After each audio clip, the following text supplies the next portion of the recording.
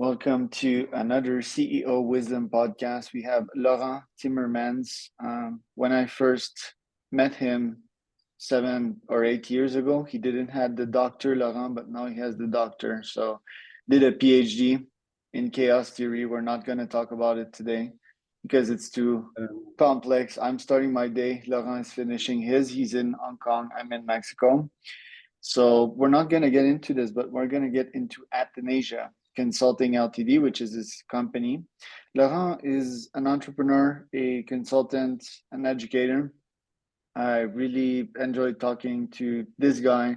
Relationship began 8 years ago when I was an exchange student in Hong Kong, still an entrepreneur back in these days, and Laurent helped me set up my Hong Kong Ltd or my Hong Kong company back then. So really grateful to have met Laurent, and this podcast is brought to my podpire.com.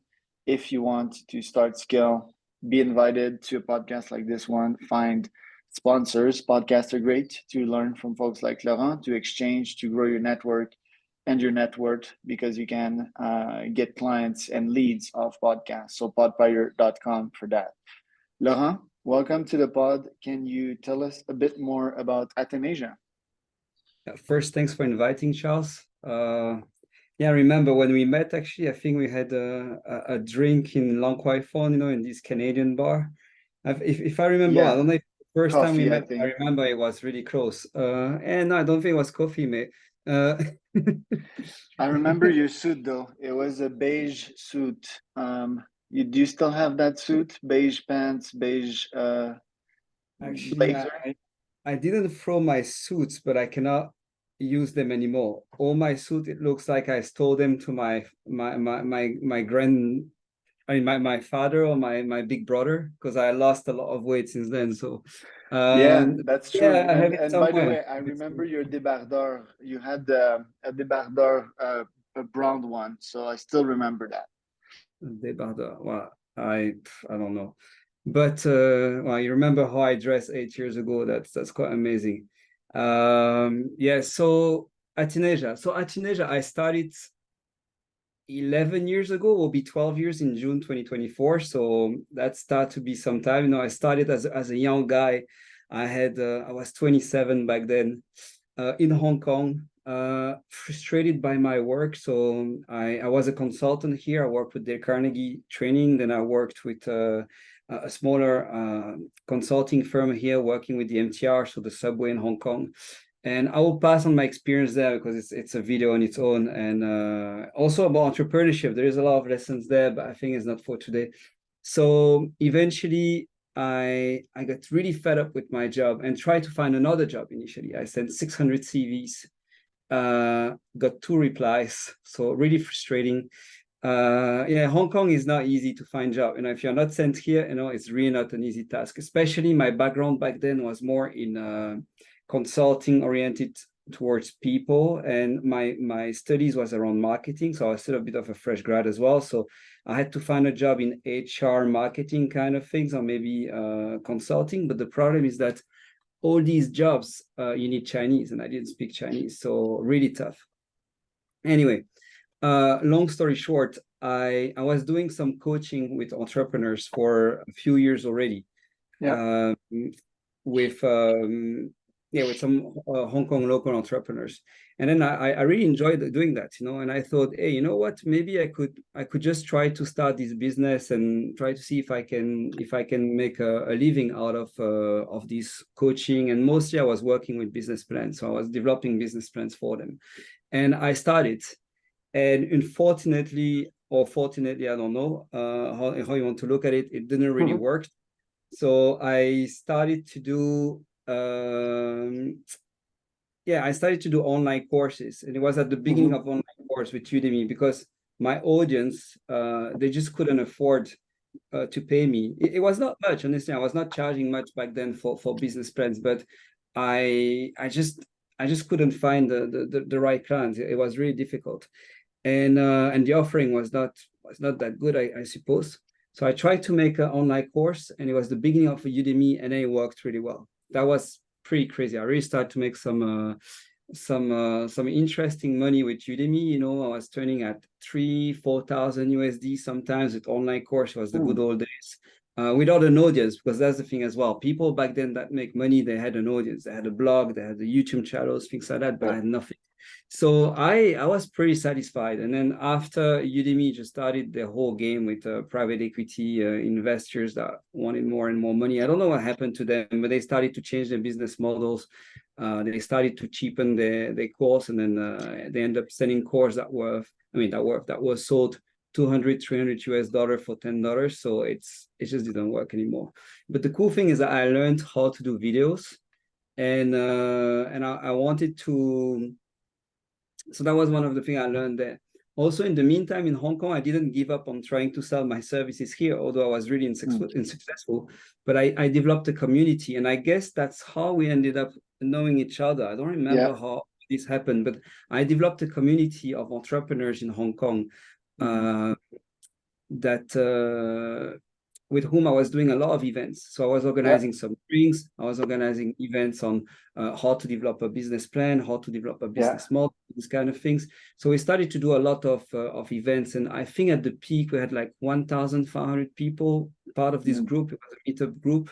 And I was organizing event every week. I did like tons of workshops, tons of events. And but people were still not buying any of my stuff. But they keep asking, hey, Laurent, do you know anybody that can do an accounting? Do you know anybody that can help with my websites and things like that? And then I started to connect them and, helping. And after like 1, 2, 3, 4, 5 people asking for opening company, I say, hey, wait a minute, maybe I should try to get a commission on these things. And then that's how I actually started to get involved with incorporation of company in Hong Kong.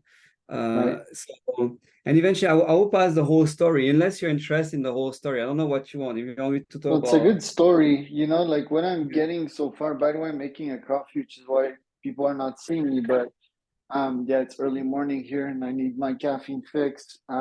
What I'm getting from this is community, because I remember first meeting you, I think it was on Meetup or Eventbrite. I was a kid back then. I was still hustling probably 16, 17 hours a day on my startups. And I was like, let's meet some cool people here in Hong Kong. And I remember seeing you. We had a conversation after, you probably don't remember that because you spoke to so many people, but we had a conversation right after the meetup. And I was like, dude, I'm looking to incorporate the company. And then you were like, that can be me. And after that, we met at a small office of yours. It's not the office of today. It was like a very small one. And we made it happen. And I still remember going like to the HSBC, feeling like the big man, I'm getting incorporated, talking to the HSBC employee that didn't have a clue, It was still possible. When it was still possible. The HSBC employee was like clueless. He was like, okay, present me your business plan. I think we incorporated like my nootropic company. So I presented him the business plan. The guy's like, let's go. And next thing I knew, I was in the elevator and I had my company. So that was cool. What I want to talk about is probably the evolution of that business model. So what were your expectations? Is it like setting up a base and then offering all of these services and making good money? So your front end is setting up the company, and after it's offering services. Was that the plan back in the days? And how has that plan and execution evolved over time? No, to be really honest, although I was doing business plan and telling people how to do their plans, and I did some pretty cool business plan in my life. Eventually, I did stuff for pre-IPO companies in China. I did some pretty interesting things eventually. But the funny thing is, like, honestly, this whole business service part was quite random. It started like more like survival. It's like, okay, what I need to do to make a living. Hong Kong is a really expensive city. I'm not born rich. I didn't have daddy that sent me like a cash monthly and say, hey, have fun. So basically the idea was really, okay, what I can do to actually pay for my rent. So initially I started doing referrals to a partner. And then after this thing evolved, I will pass on the details because again, that will be like a 3 hours thing. But after a while, I started to do incorporation, company secretary, registered address. Then I started to do the accounting, the audit, taxation. I kept doing business plan. The funny thing is, after a while, when I became relatively successful with this little business of setting up companies, then I started to get exposure. I was invited as a lecturer at university. I got people contacting me to do business plans, as I said, like the pre-IPO one, some things more juicy that I was not doing before. And then after, I became so busy with the business services that I actually refused all these things because I had no time, and it was not worth it anymore. So the company now, Athenesia, we incorporate at this time more than 1,000 companies in Hong Kong. Since I started, we are doing everything. So everything is in house. So company setup, company secretary. We have the address here. We do the accounting in-house, the audit also, we have a team. Just the signing, I cannot do it because I'm not an auditor myself. I'm not a certified CPA, but this we work with partners. But everything is done in-house now. And that's the business now. But it was not really planned. The plan after was for scaling. So as soon as I had the business model that worked, as soon as I had my product market fit, if you want, and I realized, okay, this is what I'm selling, this is my audience, I start to understand them, I start to see who they are, now how I scale, like how much can we do next year, how can we improve operations, and we started to do some pretty bold thing in Hong Kong, a bit after we met, because if it was 8 years ago, it was the time I was starting to be all right with the services, but I was not yet really. I didn't have a big team yet, if I remember well. So at that moment, we started to go into cloud computing. It was the beginning of Zero. Like nobody was using Zero back then. So we started to go with that. We started to work with integration. We were the first one in Hong Kong to use A2X, so for the Amazon e-sellers.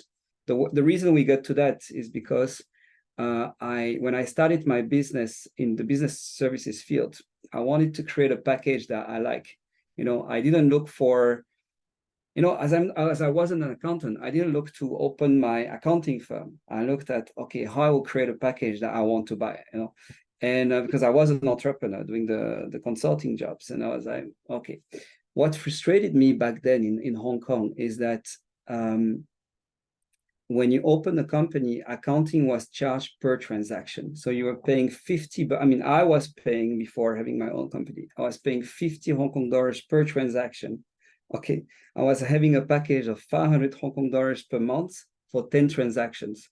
So times 12, that was $6,000.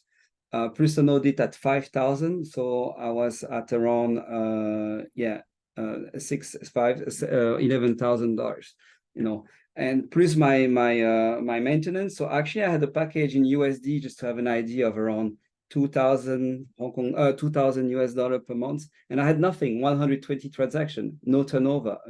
That totally sucked. So I was like, this doesn't make sense. An entrepreneur needs to throw expenses in the business, especially in Hong Kong, especially back then. It was so easy to put everything there. You could expense your entire life. Nowadays, you can still put quite a few things, but you have to be a bit more careful because the IRD, so the Inland Revenue Department, is more touchy, but back then you could put really everything you wanted. It was so easy. So I thought, that's a bit stupid. Let's create a package where you can have as many transactions as you want. So we start to use technology, text recognition, to scan receipts, so that the number of transactions wouldn't be a problem anymore. So we start to create this system with OCR. So we scan the receipts. I bought an industrial scanner to scale like 60 receipts a minute. And then it was then read by an OCR, sent to cloud computing. Nowadays, what I'm saying is pretty basic for accountant, but when we started, it was quite special. And so we started doing all these things, and these attracted e-sellers, because e-sellers, they have a crazy number of transactions, right? So I started to have all these e-sellers calling me and saying, "Oh, Laurent, we need somebody to do the e-commerce. No, accountant in Hong Kong, they are crazy. They are charging a crazy number because they have like, I don't know, imagine if it's $50 a transaction and you come with 100,000 transaction. Well, most likely the accountant will make you a discount, but it will still be hefty. So they came to us and we started to develop this expertise with the e-commerce. And also it was also the time where these e-sellers, a drop shipper was also the fashion of drop shipping at that moment. They were like, hey, you know what? I have an online business. Why I don't live in Phuket or Koh Samui or Cebu or Bali, things like that. So we started to have also this whole early digital nomads community that came to see us here. And I started to realize, okay, this is my audience, e-commerce, digital nomads, foreigners in Hong Kong, and we started to push that. And this is how I could really scale the business quickly. And then after I was working on the operations, trying to, I didn't want to raise the price, I don't want to become expensive. And in the meantime, it was really difficult to find talent in Hong Kong. Hong Kong is a really expensive city. People want to earn a lot, which is normal because the cost of life is really high. So we started also to look at offshoring option in the Philippines, not outsourcing, like offshoring. So I have my whole team there. So we started to develop our team of accountants there, bookkeepers, trying to keep the cost under control so we could still offer good price but still make money. I mean, at the end of the day, profit is part of the equation as a business person. So so that's a bit like the way things evolve. Then we had the COVID things, which really slowed down. I mean, even before that, we had the protests in Hong Kong where people really start to freak out a little bit. The reaction I had was to open Singapore as a plan B, just to make sure that, okay, if anything happened, I can move all my clients to Singapore. Although I never thought it would be a problem, to be honest. It was more to reassure my clients when they were like, oh, what's going on with Hong Kong? I say, look, it's fine, but if there's any problem, don't worry, we have this option. And then, so that's basically what we have done there. Which brings you to today. So like today, what's your plan? What's your top 3 goals, let's say, and what's in the pipeline for you? So the plan today is really to scale the business. We have been really slow for the last 4 years with protest COVID. So the whole idea now is to scale back the business, get some nice growth as we used to.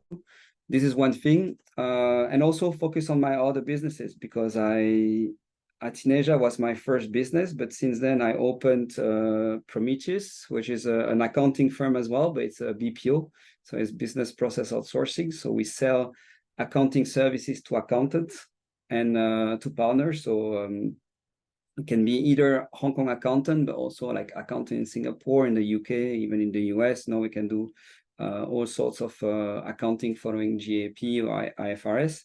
That's accounting standards. So we want to focus on that as well. And then I'm launching a new business, Bamboo. So Bamboo is also an accounting firm, but the idea is to offer a really affordable solution for starters and really small businesses. So people that make less than $1 million Hong Kong dollars. So let's say around 130,000 US, something like that. And then they will have a really, really affordable solution. But the idea is that Athenesia is more boutique service. We can have a chat directly. We can, but you know how it works. You have any question, you say, hey, Laurent, can we have a meeting? And then we just discuss about like tax, or like this morning I had a meeting with a client that wants to raise money for his startup. So I'm helping him with the M&A part. So this is the Athenesia style. Now the Bamboo, it will be impersonal. It will be all using an AI avatar, etc. So you have really basic service, but the price will be really good. So it will be more like a price strategy, when Athenesia is more like a good value for money types of offering. So that's where we want to go. So that's the structure here. And then the other goal, because you say 3, so it's develop those different businesses. And then I want to structure a group as well. So it's time to integrate all these businesses into a group. And the idea is to think in terms of tax for the future, because you know, I have been in Hong Kong for 15 years now, and maybe one day it will be time for me to think of going somewhere else, because to have a change of scenery, it start to be long. So if this happen after Hong Kong, anywhere else in the world is a tax hell, So what I'm considering to do now is to structure a group to make sure that I reduce my my overall tax exposure the day I leave Hong Kong, which is totally possible to do here by I will spare the details, but working on the debt, etc. And yeah, so that's the idea. So I want to create a holding, restructure the whole group, and get ready if one day I want to move. Right. So that's the idea. We'll do a round two this time to talk about the theory of chaos, talk about like Hong Kong precisely, and compare a couple of tax destinations. But until then, where can people find out more about you, Laurent? So they can go straight on Athenesia.com. So maybe I don't know if we can put the wording here, So Athenesia.com. They can send us an email at info@athenesia.com, and then we can arrange a meeting. We can discuss. I also have my YouTube channel, which was not really updated the last few years, but here we start to put new things. So it's time to have a look. We are publishing almost 1 to 2 videos a week at the moment. We are starting to blog as well. So yeah, so the blog is on Atenesia. So if you go on Atenesia, I have all the blogs, and then you can search us on Atenesia on YouTube, Atenesia TV, where I cover a lot of topics on Hong Kong, how to open the company, bank account opening in Hong Kong, offshore, tax exemption. Taxation in general. I'm preparing a new one comparing Hong Kong and Singapore, for example, because people are telling me now, like, oh, Hong Kong is dead, everybody's going to Singapore. Like, yeah, wait a minute. I mean, I'm doing both. I can open your company in Singapore, it's not a problem. But Hong Kong is far from that, and Singapore is far from taking over. So I would do a comparison video there between the two to see like what are the two options. No, Singapore is not bad. It just serves a different purpose, I think. So yeah, so there's many things there too. But yeah, like back Hong Kong was easier back in days. Now it's a bit harder, and yeah, Singapore it's a bit more complicated because you need to have like well, in Hong Kong you need like to have directors too, but in Singapore, if my memory's good, it's a bit more complicated. Now, in Hong Kong, you need directors, but you don't need a local director. So you can be the director of your own company. In Singapore, you need to have a local director. And this guy, if he's not a complete idiot, he will charge you a bit of money for it, So yeah, you can find some cheaper one, but then you expose yourself. But the problem is that you have these extra costs, which can easily sometimes double your structure cost. Also, accounting tend to be more expensive in Singapore. Not with us because we charge the same, but if you go to an accountant there, you realize it's quite expensive. And yeah, so Singapore tend to be more expensive. And I would say if you are based there, open in Singapore makes sense. But if you are not there and you don't do business with, like Indonesia, Malaysia, Singapore, in this area, I think Hong Kong will generally be better, And yes, we are bad press at the moment, but I think it is a media thing. To be honest, I'm here since 15 years, and since the COVID is done, my life is the same as 6 years ago. Yeah. It's nothing very has stable really... Hong Kong, like it's not about to go to shit, but yeah. Laurent, and next time or next interview we can talk about how you acquired a yacht and how you put it up into place so that it's really decent. We could even do an MTV Cribs style episode. But yeah, thank you for showing up today. So Athenesia, guys. You should actually the yacht one. I think you should be in Hong Kong, and have a dinner on the deck. That would be fun. Yeah, we'll definitely give a visit, man. I need to come back to Hong Kong, and I started ultra running in Hong Kong mountains as well, so I have like a special relationship with Hong Kong. So when I'd come, I'd do the 160 kilometer that they have there. I forgot what I think it's called, the Dragon or something like that. Yeah, Dragon back. I'm gonna do that one, and yeah, I'm gonna chill on the yacht after that. Yeah, well, if you do it, let me know, because one of my clients actually doing the how do you call that things? It's actually working with the trail in Hong Kong. Okay. Yeah. The event, the organizer. Yeah, it looks He, pretty he badass. used he used some IoT device to do the tracking of those events. Wow. Yeah, Yeah, so the he might chips. give some good advice. Yeah, some kind of chips, and I don't know the exact technology, but you can see where everybody is on the track, and Yeah, he does this that's kind pretty of. cool.